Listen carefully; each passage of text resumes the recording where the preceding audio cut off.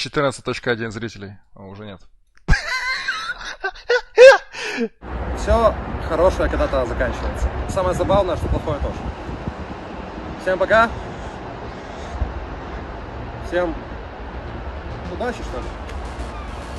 A month ago, we spoke about the bright side of Papich's story. Now, it's time to get deep into his dark side. Today, we will speak about his statement about Russo-Ukrainian war, his scamming scandals, Arthas' love for number 14.1, his failed attempts in esports, and his psychological portrait. Let's go. War. Let's start with the most painful topic for all Ukrainians. Papich is a Ukrainian. Я спал до 11 с чем-то, а когда проснулся, то мне знакомые родственники пишут, что где-то уже бомбят, какие-то взрывы, у кого-то там здание трясется, я хз. Я не слышал ничего, я спал себе, отдыхал. Initially, Papich expressed himself rather neutrally about the war, which drew criticism from his Ukrainian fans. Папань, я верю в твою человечность. Я столько лет провел с тобой бок о бок, смотря стримы. Не бойся терять аудиторию. Выскажись об этой дебильной войне Путина в его же голове. Слава Украине! А, так поэтому вы все собрались? Вы думаете, что я буду высказываться? Ага. This led Arthas to create a separate video titled Damned Hell, where he clearly explained his position. Ну и от меня буквально требуют высказать свою позицию, потому что многих людей не устраивает то, что я как-то, знаете, нейтрально ко всему этому отношусь. Мое видение просто, я не хочу распространять бесконечно негатив. Опять же, рассказывать об ужасах войны. Это не то, зачем приходят ко мне на трансляции. Ко мне приходят отдохнуть, а не смотреть на какую-то бесконечную чернуху и распространение негатива, какой пиздец происходит. The war did not prompt Papich to undergo full Ukrainization and give up Russian. Но сирены по КД. Просто боишься высказаться, Очень. Потому что российская аудитория тебя задушит. Либо ты типичный микрочел. А ты типичный провокатор. Все, пока до него не дойдет очередь. Пока, папань. Пока, счастливо. He still has a group on VK, and in his movie blogs, he uses Kinopisk. О нет, только не это. Я не смог зайти на Кинопоиск. Меня попросили подтвердить, что я не робот. Arthas continues to stream on YouTube or Kick for the Russian-speaking audience. Moreover, aside from ruble donations, all his sponsors are Russian casinos and bookmakers, some of which are prohibited in Ukraine. On the other hand, when in July 2022 the Russians fired missiles at the center of Vinnytsia, Papich called everyone involved in the shelling terrorists. Не, ну это реально уже попахивает, конечно, да, как я уже писал, каким-то терроризмом, когда просто жилые площади стирают ракетами, блядь, там, где миллион народу, блядь. Это, блядь, никуда не годится. Да, идет война, идет полный пиздец. Войска Российской Федерации уничтожают города, страны, в которой я живу. Огромное количество людей в России думает, что, это, скажем так, неполноценные военные действия. Поддерживать войну может какой-то чел, который, блядь, даже не понимает, что это такое. То есть отсутствует вообще понимание, блядь, что такое весь этот ад. And then started collecting donations for the victims during his stream. Даже и не знаю, что более иронично. Сбор через русайт или полоска в рублях. Надеюсь, это действительно пойдет нуждающимся. Нет, блядь, украдут твои 750 рублей, пиздец. Я как любой адекватный человек против, блядь, войны. Типа, хуй войне. Если так выразиться можно. However, it should be noted that he vehemently denied that these funds would go to support the Ukrainian armed forces. Надеюсь, сборы идут реально пострадавшим. Написано, что пострадавшим, чел, блядь. Удачи и береги себя. Даже мне, похуисту, немного печально от этого всего происходящего. Scammer. ProDota.ru provides us with a lot of information about Papich's early life. For example, digging into Arthas' old posts on PD, we learn that he considers 99% of people to be retards. Ну серьезно, за что людей любить? Если ты достаточно долго пообщаешься с каким-то человеком, ты поймешь, что он черт. По действиям, по поступкам, по словам и так далее. 95% людей дураки и ничего не понимают, что они говорят. Короче говоря, людей не за что любить. Вот. Это максимально простой ответ, доступный для понимания. Papich also didn't shy away from scamming people. I scammed more than once. As far back as 2011, he confessed to his crimes. How can deceiving a dumb animal be considered a bad deed?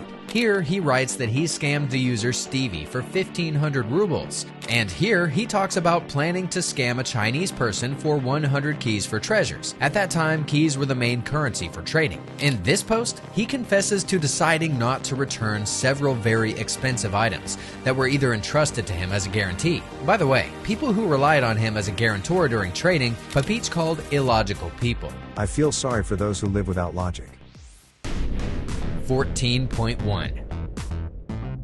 Like other active users of Pro Dota, Papich had many smurfs where he wrote about various topics, such as old games, his philosophical reflections, and his love for Game of Thrones. Papich had a fake with the name Father of the Game, where he talked about how he fed a girl of 14 years and 1 month when he was 19. I fed a 14-year-old 14 years and 1 month when I was 19 years old. I would like to feed a 12-year-old, or at least a 13-year-old. We strongly condemn this. 14.1. If you understand what feeding means here, Arthas used the following analogy. You feed a girl with a spoon instead, but there is no spoon. Как часто кормлю девок? Какая тебе разница? Часто. Ну, как бы... This was perhaps the most frequently mentioned in the comments under the previous video about Papich, about his love for young underage girls. Мне это не интересно. Я не любитель встречаться с женщинами, которые около моего возраста. Или старше меня. Мне это вообще не интересно. Papich's community even had its own meme, 14.1. Memes are funny, of course, but the situation is actually very scary. Papich actually confessed to committing a crime, because according to Ukrainian law, the age of consent is 16. Потому что, допустим, 16 это уже слишком много, правильно? Допустим, в Украине сейчас 16 возраст согласия. Кто-то может сказать, что это слишком мало. Ну, в принципе, 14 тоже, но maybe маловато. In 2016, Papich again appeared on PD, where he talked about a girl in a tram of 12 to 13 years old with an utmost perfect body and face. Papich even wanted to get off the tram and follow them, but he had things to do. Если бы я увидел какую-то девочку, я мог бы ее вычислить, если, она, конечно, сидит в социальной сети, да, я мог бы ее вычислить чисто по району, я бы определил по внешности, сколько ей лет, и по району посмотрел, какие рядом школы есть. Я реально могу, я так в прошлый раз и сделал. Papich has repeatedly shown and said that he likes younger girls. Ну, возраст, понятно, что, очевидно, что чем младше, тем, в целом лучше. For example, the age of consent in the ideal country of Arthas is 15. 14 маловато, 16 многовато. Мне кажется, 15 где-то идеально. 15 было бы идеально, я считаю. Вот прям золотая середина, с которой все бы были бы согласны. Адекватно, справедливо, правильно. Maybe everyone would have forgotten about the 14.1 fan if it weren't for the scandal that Arthas got into in early 2022. It all started when a video of either 14 or 16-year-old Olga in Papich's bathroom appeared on the internet, with Vitalik himself appearing at the end of the video. Короче, мы сейчас... Ой, а як поставити? Короче, мы сейчас пришли до чела. А як тебе звати? Як тебе звати? Виталий. Не, подожди, иди сюда. Не снимай меня. Ладно, похуй. Подожди, як тебе ще раз звати? Выключи телефон. Як тебе звати? Скажи, что выключи телефон. Як тебе звати? Виключи телефон, короче, звати. Я прийшла до нього. After the hype, Vitalik released a video response where, instead of explaining his position, he began to philosophize. Все любят фантазировать, все хотят интересную реальность. То есть готовы нафантазировать о чем угодно. Лишь бы это можно было обсуждать, лишь бы на этом можно было хайповать, лишь бы это можно было как-то, я не знаю, как-то форсить, рофлить. Все превращается в рофл, никакой нигде серьезности. Просто мерзко. Some haters didn't like this and decided to terrorize Papich by claiming that his house was mined. Как я понял, какой-то хейтер сказал, что у меня, собственно, сложная бомба, поэтому эвакуировали весь подъезд. We talked about this in part 1. Olga herself also got in touch and said that she didn't know who Papich was, and that they had been drinking tea and playing cards at his house. Я уже все рассказала в истории, мне нема смысла рассказывать это на прямом эфире. Никто ничего никому не платил. Вкусный. Arthas himself said on the stream that he was not interested in such girls and had nothing to do with them. Ко мне подруга зашла с другой. Ту я другую ни разу в жизни не видел. Все, что еще сказать? Что еще сказать? И меня спрашивают, почему там пьяная, не пьяная. Я ебу. Вообще ее первый раз в жизни видел. И, ну, очевидно, судя по всему, последний. Занимался в своей хате с пьяными малолетками. Ничем, блядь. Чем, блядь? Пиздец. Что ты хочешь услышать? Сколько лет знакомы? Знакомые 16 лет. Играли в карты, что еще? Я сделал чай. Ну, блядь, ну... Похавали рофлы с чаем, сыграли в карты. Вот. Конкретно ту девку, которая была на видео, я даже толком не знаю. Я видел первый раз в жизни и, ну, судя по всему, последний, потому что мне с ней, если она, типа, мелкая. Типа, что мне с ней делать, бля? Later, however, Hierarchy was filmed on the streets of Venezia, where he was walking hand in hand with a girl who looked very much like Olga. So, maybe Papich found common themes with schoolgirls. Esports. It would be strange if Papich didn't try to become a pro player. Such a story happened at the Manila Major in 2016, when he, along with Badman, Hakon, Cooties, and Gorik, registered for the open qualifiers under the tag Papich 2. At that time, almost all players in the squad were at the top of the European ladder, and the team's mid laner, Badman, was even top 1. Papich hinted from the start that he was doing it all for content. Я ж стримлю это ради этого, я согласился, чтобы это... Ну да. Хороший контент. However, don't forget that Arthas is a very unconventional personality, so he immediately showed that he was playing to win. In the first qualifying match, Papich was ruining in every way possible, which in fact won the match without him. The next match, where Arthas played as Slark, was memorable for everyone with the meme Papich bypass, after which Papich 2 wrote GG. Типа ласт сторона осталась. Вышка без КП. Я пошел в обход, меня нет выбора, я... Парни, я иду в обход и нападаю сразу, как только вижу цели. Потому что тут нет выбора. Они меня видят. ГГ. But Papich wasn't going to give up. In the second open qualifier, Yond and Massacre played instead of Badman and Gorik. This time, Papich didn't delegate control of the team to anyone. He became the captain and NAKDA's drafter. Прикрывайте, я байчу, алло, блядь, я байчу, прикрывайте меня. Даю.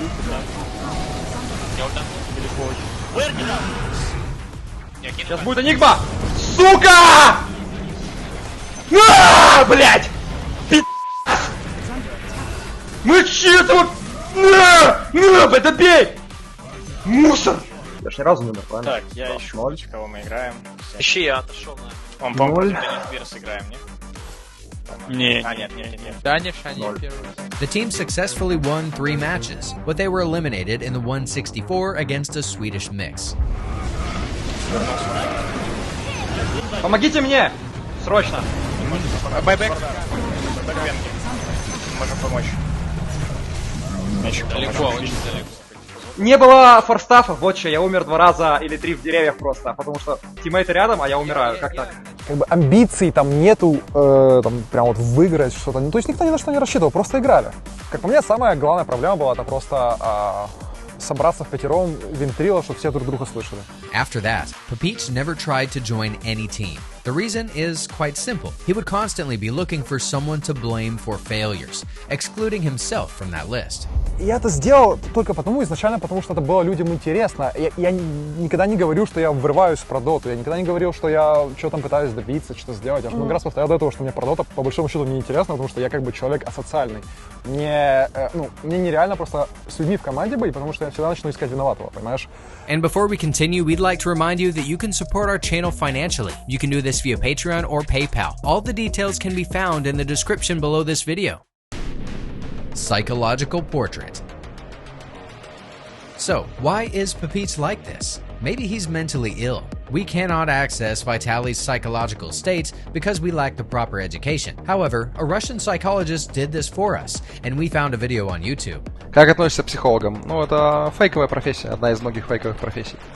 This is certainly not the best source of information, but we don't have better alternatives. It seems that Papich has schizoid personality disorder. Vitaly doesn't care much about what some people on the internet think of him. А знаешь, у меня такое ощущение, что я один из самых адекватных людей в мире вообще. То есть среди 7 миллиардов я, наверное, в топ 10 тысяч по адекватности. Because he has his own, the only correct perception of himself. Единственный, кто может меня победить, это я сам. because he believes he is very smart and does everything right. Потому что я умный, делаю все правильно, ни единой ошибки. However, media exposure doesn't suit people with schizoid accentuation very well.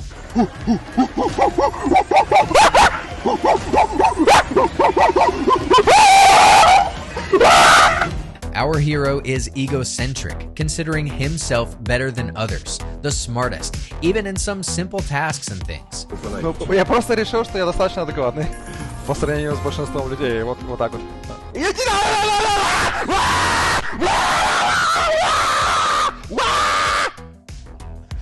So it seems that Papich also has histrionic accentuation.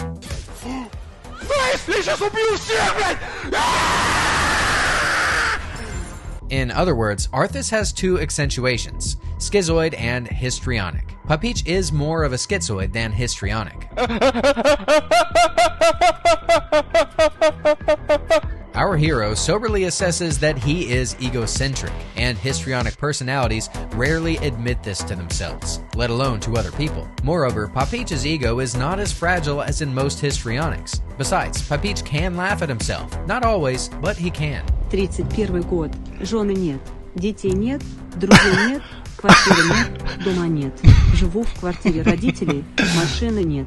Ни разу не путешествовал. Стоп, а чего я добился? Ха-ха-ха, подоживу. Ха-ха, а чего я добился?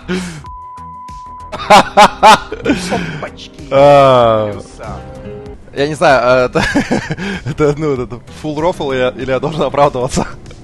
Машины нет. Вот это, конечно, да. So this concludes the second part of Papich's story. What scandalous things about Papich have we not mentioned yet? Write it in the comments. All this, along with comments under the first part, we'll gather together and tell in the third, final part of Papich's story. Remember to like, subscribe, and ring the bell. Good game.